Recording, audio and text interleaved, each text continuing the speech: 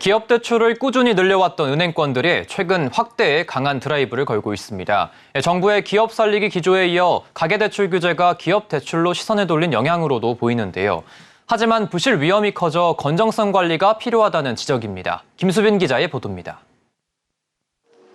은행권이 최근 기업 대출을 빠르게 확대하고 있습니다.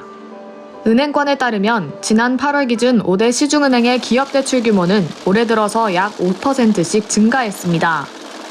특히 공격적인 영업을 해온 하나은행은 이 기간 동안 12%가량 증가한 것으로 파악됐습니다.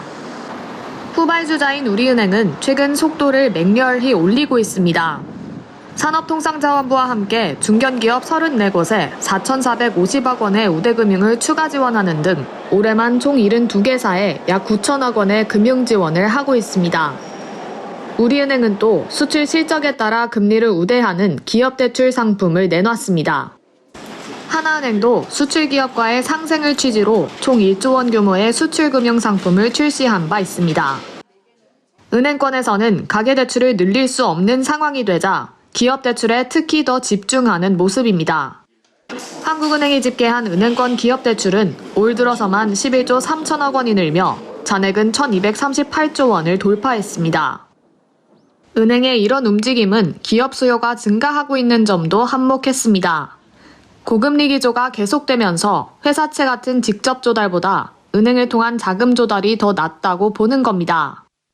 여기에 정부와 금융당국도 금융 지원을 더 확대하는 추세여서 은행들의 기업 대출 확대 속도는 더 빨라질 것으로 관측됩니다. 하지만 문제는 역시 연체율입니다. 5대 은행의 기업 대출 연체율은 지난해 6월 0.22%에서 올해 6월 0.37%로 1년 새 0.15%포인트 상승했습니다.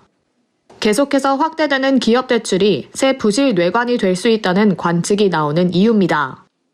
개인은 이제 DSR이나 LTV나 이런 부분들이 있지만 기업 대출 같은 경우에는 그런 기준들이 많지 않거든요. 그래서 기업 대출에 대한 기준들도 이제 좀 필요한 상황입니다. 부실 위험성이 높아지고 있는 만큼 가계대출뿐 아니라 기업 대출도 관리의 대상이 돼야 한다는 전문가의 조언입니다. 서울경제TV 김수빈입니다.